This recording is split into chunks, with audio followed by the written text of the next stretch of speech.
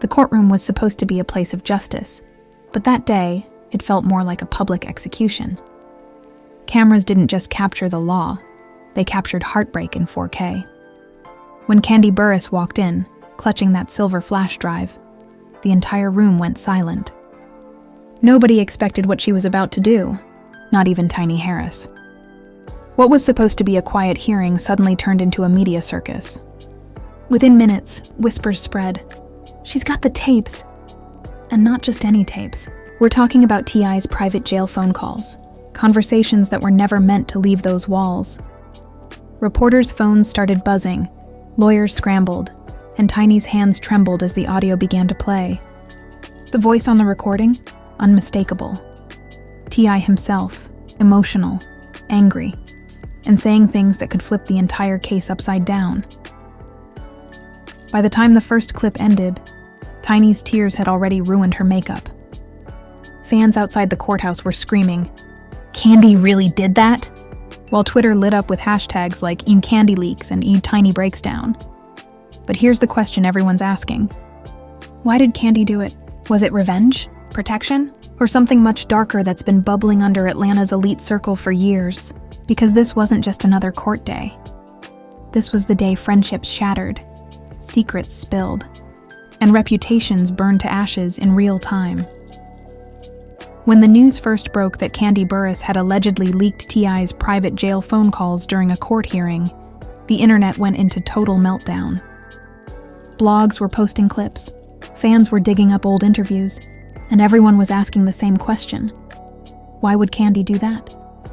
It all started in what was supposed to be a quiet courtroom in Atlanta, where T.I. was facing a legal dispute involving past financial dealings and a private matter connected to his time behind bars years ago.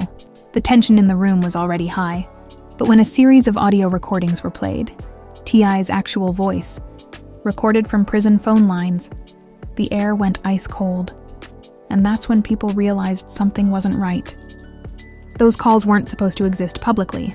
They were sealed evidence. Yet somehow Kandi Burruss, business mogul and longtime friend-turned-frenemy of Tiny Harris, had her hands on them.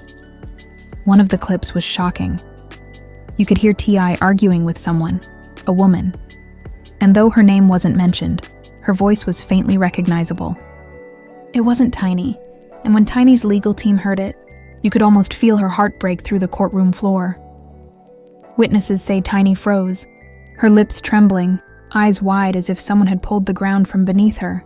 Kandi, sitting across the courtroom, looked calm, too calm. Almost like she'd been waiting for that moment. An insider who attended the hearing told local Atlanta media that you could cut the tension with a knife. Tiny kept whispering something under her breath, and T.I.'s lawyer looked like he wanted to explode. The rumor mill didn't take long to spin. Within hours, the story had spread across social media. Did Kandi expose T.I. to get back at Tiny? Was there unfinished business between them from their old escape days? Or was this all part of something much bigger? A power play? Because people forget, Kandi and Tiny go way back. Long before T.I. and Tiny were one of hip-hop's royal couples, Kandi and Tiny were sisters in song, writing some of the biggest R&B hits of the late 90s and early 2000s.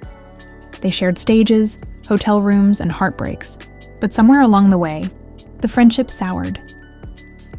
Sources close to both women say that what started as small creative disagreements over songwriting credits turned into full-blown resentment once fame and money got involved. One person who worked with the group during their reunion in 2017 said, Kandi felt like Tiny sided with the wrong people, and Tiny thought Kandi was acting too Hollywood. That tension never went away.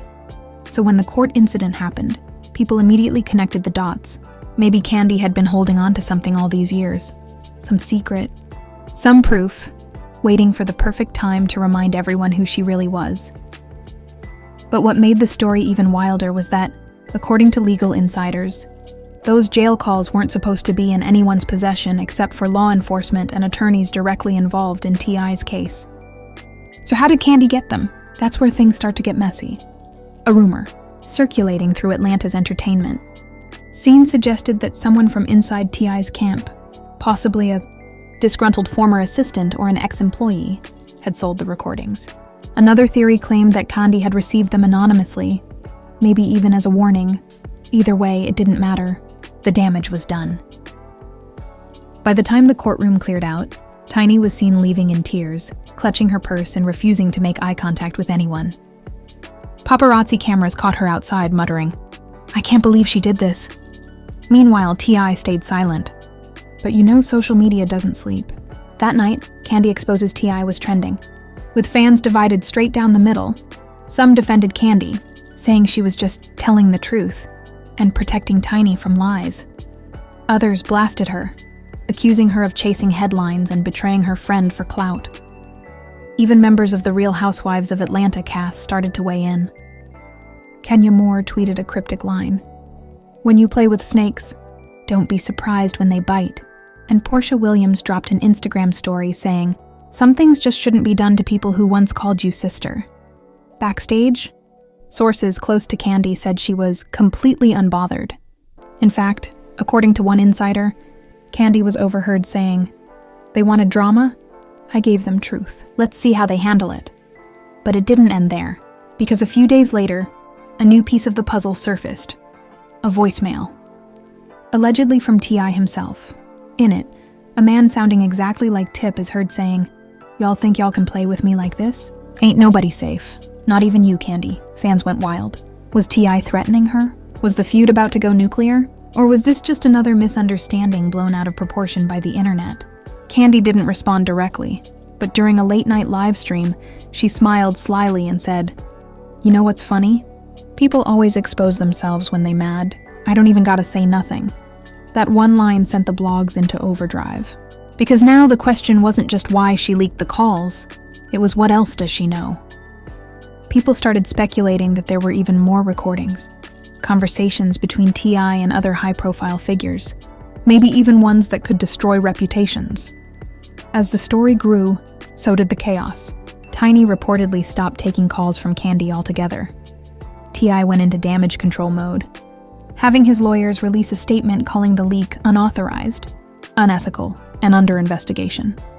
And yet, behind the scenes, multiple insiders were whispering that this wasn't about the phone calls at all. This was personal, deeply personal. Because if you believe the rumors, Kandi had warned Tiny months earlier, "Stop protecting people who wouldn't protect you." No one knew what she meant back then. But after those tapes dropped, everything suddenly made sense. And that's where things took an even darker turn. Because allegedly, one of the leaked calls hinted at something bigger than just infidelity or arguments.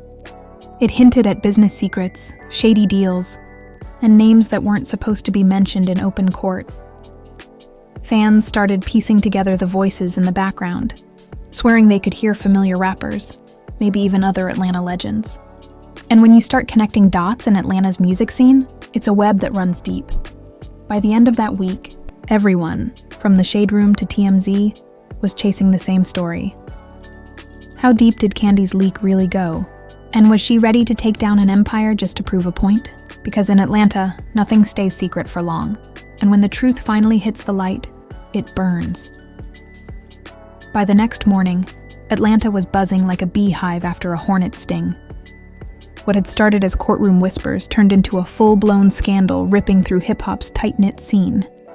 Every blog, every YouTube gossip page, every Instagram live was talking about one thing. Kandi Burruss had crossed a line, and T.I. wasn't letting it slide. Tiny Harris. Usually the calm in any storm was in shambles. According to a close friend who spoke anonymously, Tiny didn't even leave her house for days. She wasn't answering calls from anyone, not her friends, not producers, not even her family. She felt humiliated, the insider revealed. She trusted Kandi. That was her sister for decades. And to see her in court, acting like she didn't just blow up her entire world, it broke her heart. Meanwhile, T.I. was furious. Sources say he immediately contacted his legal team after the hearing, demanding to know how those private jail recordings got out.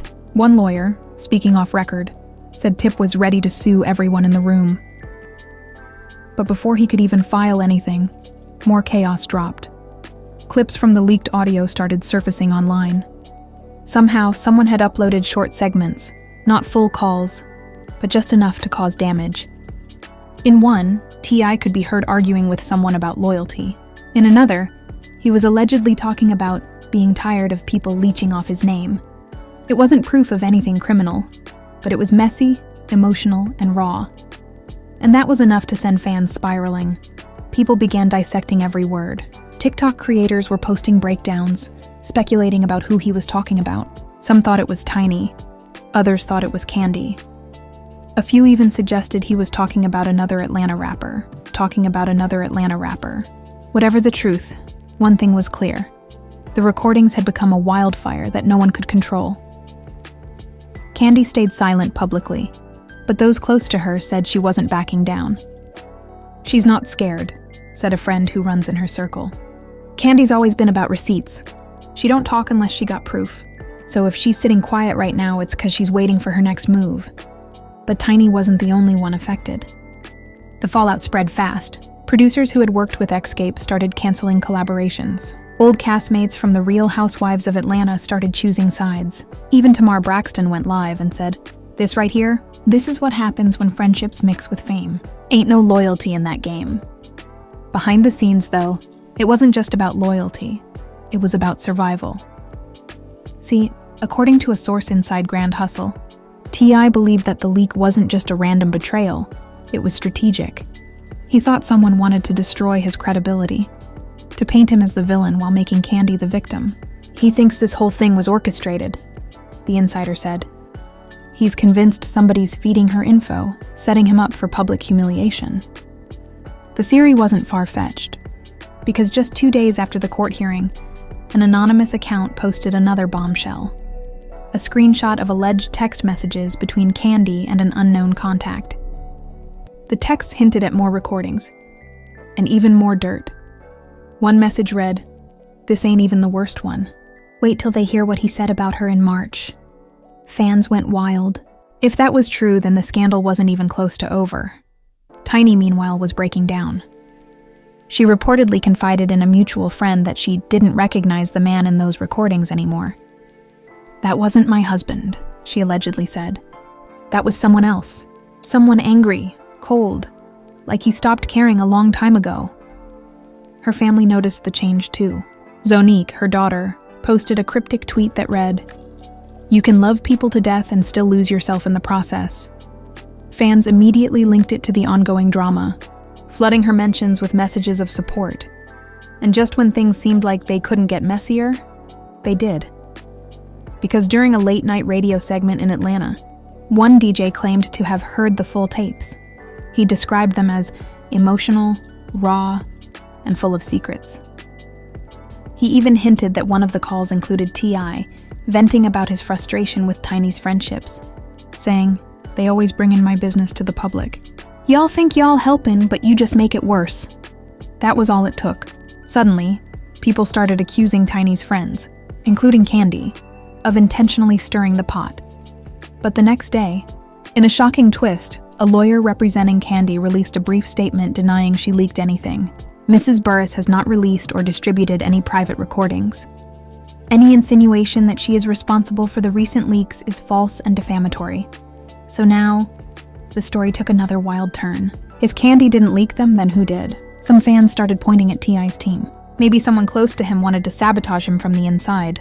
Others claimed it was a setup, that someone planted the evidence to make Kandi look guilty. The internet turned into a battlefield. Hashtags like "Sorry Team Tiny," "Justice for Kandi," and "Our Protect Tip" flooded social media. Even gossip pages couldn't keep up. Every hour, new receipts popped up, new angles, new exclusive leaks. Through it all, Tiny stayed silent. That was until one emotional night when she finally broke her silence on Instagram Live. Her voice cracked as she said, "Y'all don't even understand. When you love somebody and you see their world getting torn apart, it hurts. I ain't perfect. He ain't perfect. But what happened in that courtroom? That was wrong." Fans flooded the comments with heart emojis and messages of support. Some even started apologizing to her for doubting her loyalty. But before Tiny could even finish her live stream, an unexpected name popped up in the comments. Kandi Burruss. Yup. Kandi herself joined the live. She didn't say a word. She just watched. Tiny noticed instantly. Her tone shifted, Her expression hardened. "Kandi," she said, looking straight into the camera. "I see you in here. I don't know what your intentions are no more, but you know what you did." And then she ended the live. That moment broke the internet. Every gossip site replayed the clip, zooming in on Kandi's silent reaction. Some claimed she smirked. Others said she looked emotional. But one thing everyone agreed on: the friendship was officially over. The next morning, the Neighborhood Talk posted side-by-side pictures of Kandi and Tiny with the caption, "Sisters turned enemies." Can they ever come back from this? The answer wasn't clear, because while Tiny was still processing everything, T.I. was already plotting his next move, according to sources close to him. Tip was ready to hit back publicly, and he had his own receipts. Rumors started swirling that T.I. had proof of who really leaked those calls, and that it wasn't Kandi or anyone from his circle. Instead, it was someone else entirely, someone no one saw coming. And that's when things started to get dangerous. Because in Atlanta, once secrets start leaking, there's no going back. By the third week of the scandal, the city of Atlanta wasn't just watching, it was living the drama. Club DJs were dropping subliminal tracks, radio hosts were spinning theories, and every gossip blogger from Hollywood Unlocked to the Shade Room had their own exclusive scoop. But none of them were ready for what was coming next. Because while the world pointed fingers at Kandi, a quiet storm was brewing behind the scenes, and T.I. was the one stirring it. According to insiders close to Grand Hustle, T.I. had launched his own private investigation. He wasn't just trusting lawyers anymore. He had hired a digital forensics team to trace the origin of the leaks. Tip wasn't playing, said one source. He wanted names. He wanted to know who touched them files, who passed them around, and who uploaded them. Days later, the team found something shocking. The leaked audio didn't come from Kandi's camp. It didn't even come from the courtroom. It came from inside the jail's data system itself. Someone on the inside, possibly an employee, had accessed the recordings and sold them to an unknown buyer. When T.I. got the report, he was furious, but also relieved. For the first time, he realized Kandi might not have been the one to betray him after all. But it was too late. The damage was already done. Tiny was still keeping her distance, hurt and confused. And Kandi? She wasn't returning calls, texts, or messages. The sisterhood was shattered, the trust destroyed. Then, in a move that shocked everyone, T.I. decided to go public. Late one night, he went live on Instagram, something he rarely did anymore. He sat in his home studio, dim lights behind him, voice low but steady. "See, what y'all gotta understand," he began, "is that everything ain't what it looked like online. Folks love to twist stories, especially when they can get clicks and views. But I ain't the one to play with." He didn't name Kandi directly, but he didn't have to. His tone said it all. "I ain't never been scared to tell my truth," he continued. "I've been through too much, lost too much, fought too hard. So if you think I'm finna sit back and let people assassinate my character, you got the wrong one." Fans flooded the comments, half cheering, half confused. Some begged him to stop talking and just drop the receipts. Others accused him of trying to manipulate public sympathy. But the real shock came halfway through, the live when he dropped a bombshell. "Somebody paid to make this happen," T.I. said, leaning forward. "Somebody wanted to destroy my family, and they used people I love to do it." And then he said a name, LaTocha Scott. Yes, LaTocha, Kandi's former Escape bandmate. Fans went insane. The live instantly went viral. Within minutes, our LaTocha Did It was trending across Twitter and Instagram. People started pulling up old interviews, connecting dots, replaying shady moments from RHOA and ex-Escape reunions. According to T.I., his team found that the email address tied to the anonymous upload matched an account previously linked to a music industry contact with ties to LaTocha's management. Now, whether that was true or not didn't even matter, because once the internet grabbed hold of that theory, it became gospel. LaTocha's team immediately issued a statement denying any involvement. "These accusations are completely false and defamatory. Mrs. Scott has no knowledge of or connection to any leaked material." But by then, it was too late. Her reputation was on fire. Kandi, however, stayed silent. She didn't post. She didn't comment. She didn't even like a tweet. It was like she'd vanished. And that silence only made people more suspicious. Tiny, on the other hand, was still trying to piece her family back together. She was spotted at her daughter's show, visibly emotional but smiling for the cameras. "I'm just focusing on my kids and my peace," she told a reporter. "That's all I can do right now." But peace was the last thing she was about to get, because 2 nights later, a new recording leaked. And this one was far worse than the others. It wasn't from jail. It was a private phone call between Tiny and a close friend. In it, she was crying, saying, "Sometimes I don't even know who Tip is anymore. He say he love me, but love don't sound like that. Love don't make you feel small." The clip spread like wildfire. Fans were heartbroken. "Protect Tiny at all costs," one tweet read. Others accused T.I. of being controlling and emotionally distant. The internet had turned against him overnight. T.I. went quiet for 24 hours, a record for a man known for never backing down. But when he came back, it wasn't with words. It was with action. He dropped a new freestyle on YouTube titled, "They Wanna See Me Fall." Over a slow, soulful beat, T.I. rapped about betrayal, fake friends, and broken loyalty. But one line stood out. "They hacked my calls. They sold my pain. They dragged my name through mud and rain." Within hours, the freestyle hit 1 million views. Comments flooded in, some calling it genius, others calling it damage control. But one thing was clear. Tip was taking his narrative back. Meanwhile, behind closed doors, Kandi and Tiny finally agreed to meet. But not alone. Their mutual friend Monica arranged a quiet dinner in Buckhead, hoping to clear the air. According to witnesses, it didn't go smoothly. Tiny showed up late, visibly nervous. Kandi was cold, arms crossed, eyes sharp.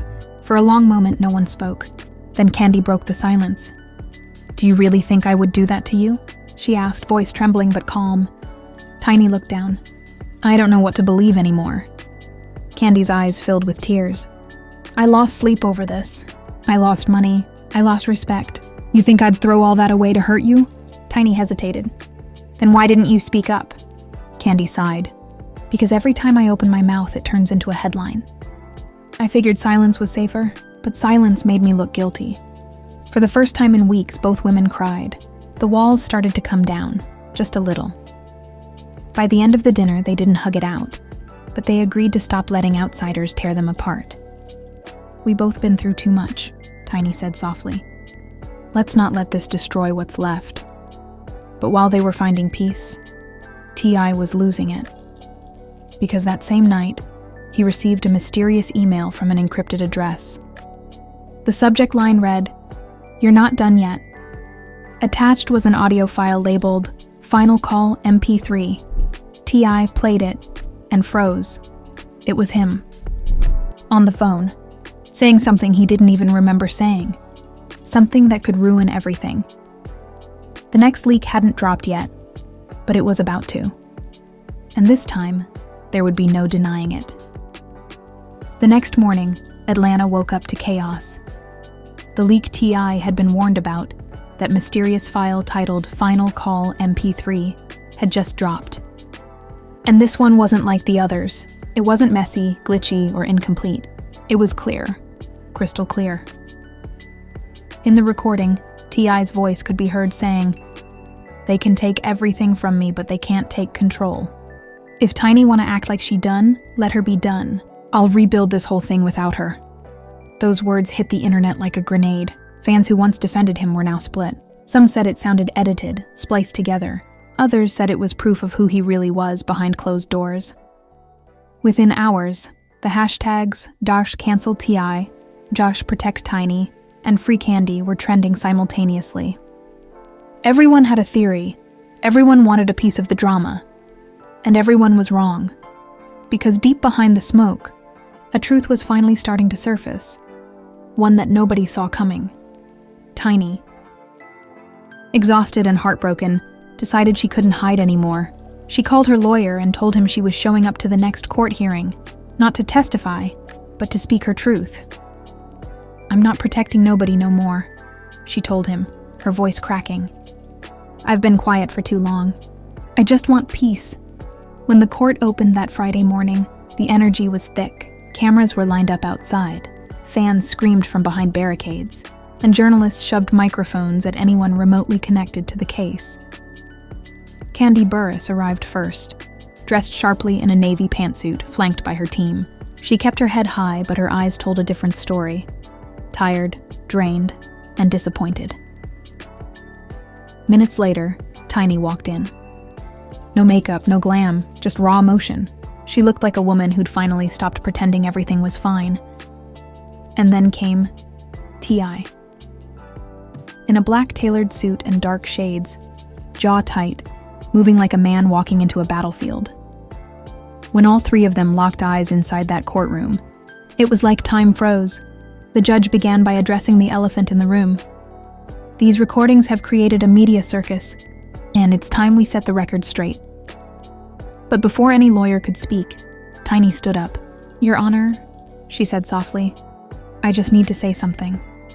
Her voice was shaky, but everyone listened. "I've loved this man my whole life," she said, glancing at T.I. "We built a family, an empire, a legacy, but lately I don't even recognize who we are. I ain't here to bash him, and I ain't here to protect him either. I'm just here to tell my truth." The courtroom went silent. Even T.I. looked stunned. Then Tiny turned toward Kandi. "And you," she said, tears forming.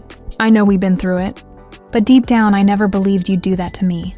And now I see you didn't." Gasps echoed across the room. Kandi's eyes filled with tears. She nodded slowly, whispering, "Thank you." But just when the air began to soften, T.I. slammed his hands on the table. "So that's it? Y'all just gonna make me the villain? Again?" His voice rose, anger mixing with frustration. "Y'all don't even know what I've been through. I got people out here trying to ruin me. People I ain't even met." The judge warned him to calm down, but it was too late. Emotions ran high, and the courtroom was turning into a live drama, and then came the twist no one saw coming. Kandi's lawyer stood up and said, "Your Honor, we have new evidence that might explain how these recordings were leaked." He clicked play. On the screen appeared grainy security footage from the county jail's IT room, timestamped weeks before the why. First leak. The video showed a man in a uniform sitting at a computer, plugging in a USB drive and transferring files. Then, he pulled out his phone and made a call. The courtroom watched in disbelief as the audio of that call played. "Yeah, I got what you asked for. You sure this the dude from Grand Hustle paying for it?" the man said. A distorted voice replied, "Yeah, send it to the burner. Cash App's ready." And then, in the corner of the screen, the caller's face was briefly visible as he leaned toward the light. It wasn't LaTocha Scott. It wasn't Kandi Burruss. It wasn't even anyone from Xscape. It was one of T.I.'s own former assistants. The courtroom exploded. People screamed, gasped. Reporters nearly fell over trying to text updates. The assistant had apparently sold the recordings to an anonymous buyer, who then forwarded them to multiple gossip outlets, spinning the story to look like it came from Kandi's camp. Kandi covered her face, breaking down in tears. Tiny turned away, sobbing quietly, and T.I. just sat there, stunned, staring at the screen as the truth finally hit him like a freight train. For the first time, the entire room saw the pain behind his anger and the guilt that came after it. After the session ended, T.I. walked over to Kandi, his voice low but sincere. "I was wrong," he said quietly. "I should have never believed that." Kandi wiped her tears and nodded. "We all made mistakes, Tip, but this one almost cost me everything." Then turning to Tiny, T.I. tried to speak, but she held up her hand. "I ain't ready for that yet," she said softly. "Just let me heal." They left the courtroom separately, each surrounded by a storm of cameras and flashing lights. But something had shifted. The anger had cooled, replaced by exhaustion and quiet reflection. That night, Kandi posted a short message on Instagram. Truth always wins. It just takes time. Fans flooded her comments with love and apologies. Tiny, meanwhile, went dark on social media. No posts, no lives, no statements. Insiders say she took a trip to the Bahamas with her kids, needing time away from everything. As for T.I., he dropped another freestyle, but this one sounded different, slower, wiser, regretful. I let pride be my prison. Let trust be my chains, thought I was the victim, but I caused my own pain. The song went viral within hours, not for controversy, but for vulnerability. Fans were shocked to see T.I. sounding human again.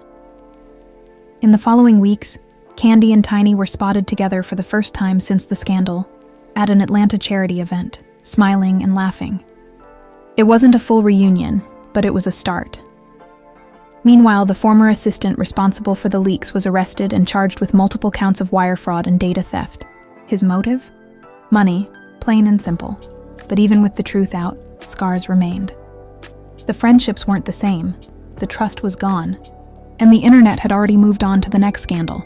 Still, Atlanta insiders said it best.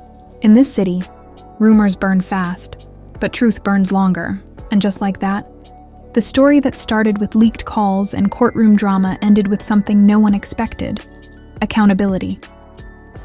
T.I. learned that sometimes the real betrayal comes from within. Tiny rediscovered her strength. And Kandi, though dragged through the mud, proved that silence can be louder than any headline. But fans are still divided.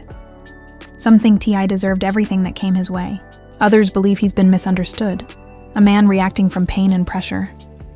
As for Kandi and Tiny, people are hoping this isn't the end of their sisterhood. Because for years, they've been more than just stars. They've been Atlanta royalty. And let's be honest, in this industry, nothing stays buried for long. There are still questions left unanswered. Who was the anonymous buyer behind those recordings? Was this really about money or revenge? And will T.I. and Tiny ever fully reconcile? Or is this the end of an era for one of hip-hop's most iconic couples? Only time will tell. But one thing's for sure.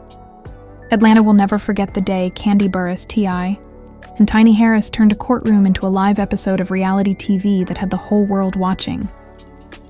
Now it's your turn. What do you think really happened behind the scenes? Was T.I. a victim, or did his ego create his downfall? Should Tiny forgive him?